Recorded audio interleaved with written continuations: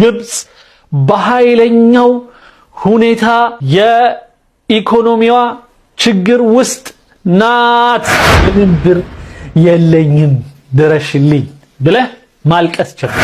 ነገር ግን እንደማንኛውም ከፍተኛ አካል ከፍተኛ ጉዳት ቀመስን።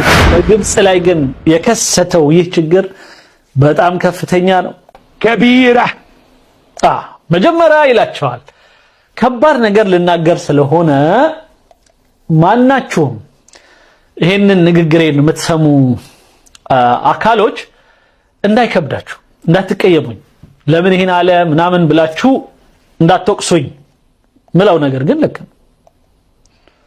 الحكايه الثانيه ولا علاقه كبيره بالحكايه الاولى وارجو برضو انه ما حدش يبقى حساس من الكلام اللي هقوله ولكن كل ما ساقوله موجود ግን ይሄ ምለው ነገር ምናገረው ነገር ግን ምንም እናንተ ምናልባት ለምን አለ ምናምን ብላችሁ ብትቀየሙኝም ግን ያለና ተጨባጭ ነው ነገር